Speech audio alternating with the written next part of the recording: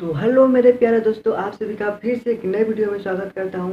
और आज की जो वीडियो में बात करेंगे आर्टिकल के बारे में कि आर्टिकल क्या होता है, और इसके बारे में बहुत आसान तरीके से समझेंगे आर्टिकल के बारे में। और बहुत मज़ेदार वीडियो है, और इस वीडियो को फटाफट लाइक करके, चैनल पर नए हैं तो चैनल को सब्सक्राइब जरूर कर लीजिएगा। चलिए हम लोग देखते हैं आर्टिकल के बारे में कि आर्टिकल किसे कहते हैं, और ये बहुत आसान तरीके से समझेंगे। तो देखिए आर्टिकल क्या होता है, आर्टिकल किसे कहते हैं, तो बस सिंपल भाषा में बताइएगा। बस सिंपल भाषा में कहिएगा कि ए एंड द को आर्टिकल कहते हैं। किसको कहते हैं?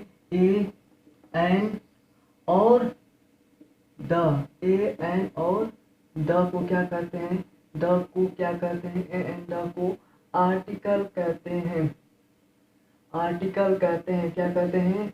आर्टिकल कहते हैं। किसको? ए एन और द को। किसको भाई कहते हैं? ए एन और द को। ए एन द को क्या कहेंगे? आर्टिकल कहेंगे। बस इतना सिंपल भाषा में याद रखिएगा। अब आर्टिकल के प्रकार की बात करें। आर्टिकल के प्रकार की बात करें, यहाँ पर हम लोग आर्टिकल को दो भागों में बांट देते हैं। आर्टिकल के दो भागों में पहला है इंडिफिनिट आर्टिकल। इंडिफिनिट आर्टिकल पहला क्या है? इंडिफिनिट आर्टिकल है। और दूसरा है आपका डिफिनिट आर्टिकल। डिफिनिट आर्टिकल पहला क्या है? Indefinite article. दूसरा क्या है? Definite article.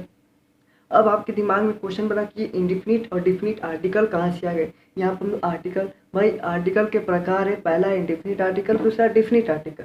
अब ये इंडिफिनिट आर्टिकल क्या होता है और डिफिनिट आर्टिकल क्या होता है, तो सबसे पहले बात करते हैं हम लोग किसके बारे में, तो इंडिफिनिट आर्टिकल के बारे में। इंडिफिनिट आर्टिकल क्या होता है?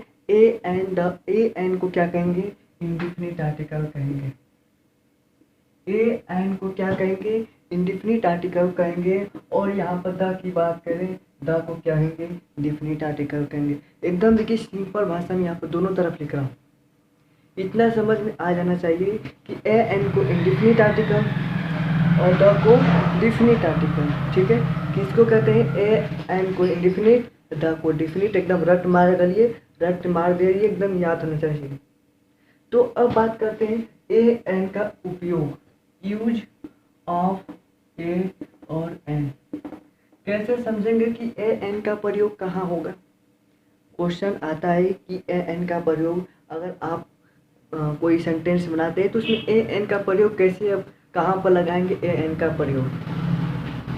देखिए ए और एन का प्रयोग कहाँ पर होता है, एकदम सिंपल भाषा में बताऊँ। ए एन का प्रयोग कहाँ होता है, हम लोग यहाँ पर कैसे समझ सकते हैं कहाँ पर ए का प्रयोग होगा, वो कहाँ पर एन का प्रयोग होगा।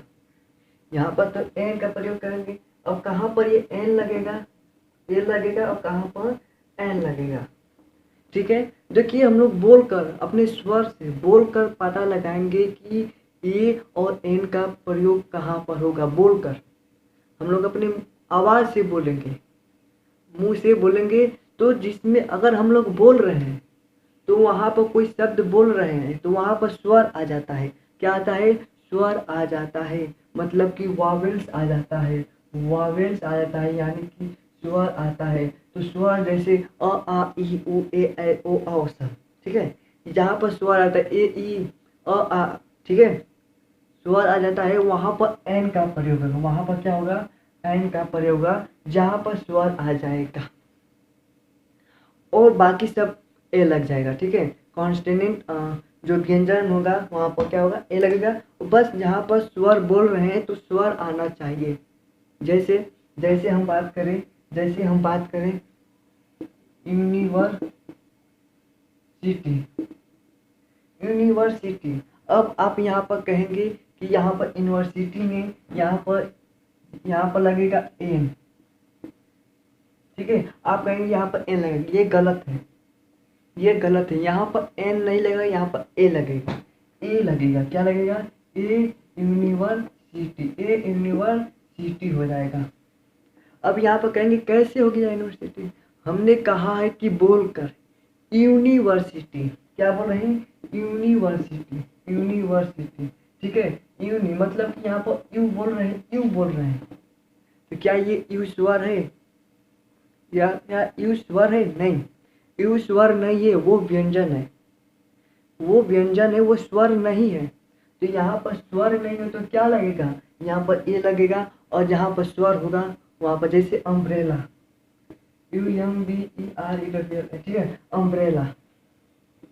अब अम्ब्रेला में कहेंगे, अम्ब्रेला में अम्ब्रेला, यहाँ पर एन लगेगा, क्या लगेगा, एन लगेगा। अम्ब्रेला में क्यों एन लगाए, यहाँ पर बोलेंगे उम्ब्रेला कहेंगे, नहीं कहेंगे अम्ब्रेला कहेंगे, मतलब कि अ आ रहा है, क्या आ रहा है, अ आ रहा है, अ अम्ब्रेला मतलब अम्ब्रेला, अ आ रहा है तो यहाँ पर एन लग जाएगा, ठीक है। इस तरह जैसे एक और एग्जाम्पल लेते, ऑनेस्ट, ऑनेस्ट, ऑनेस्ट, यहाँ पर कहेंगे यच है, यच है तो यहाँ पर ए लगेगा, लेकिन नहीं ए नहीं लगेगा, यहाँ पर एन लगेगा, क्यों एन लगेगा, एन ऑनेस्ट बनेगा।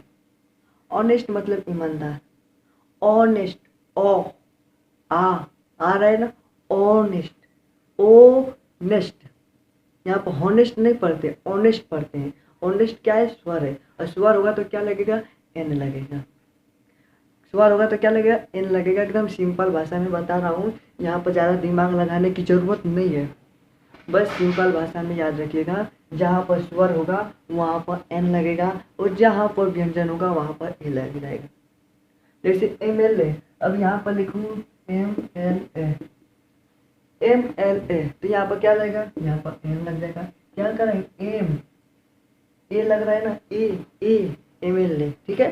तो यहाँ पर क्या हो रहा है, स्वर हो जाएगा, ठीक है। यहाँ पर कैसे समझ गए, एन कहाँ पर होगा और ए कहाँ पर होगा, इन दोनों का प्रयोग समझ गए कि कहाँ कहाँ पर होगा। अब बात करते हैं द का, अब बात करते हैं द का, और द का प्रयोग अब कहाँ होगा, इसको पहले हम लोग रफ कर लेते हैं। चलिए अब यहाँ पर हम लोग समझते हैं द का।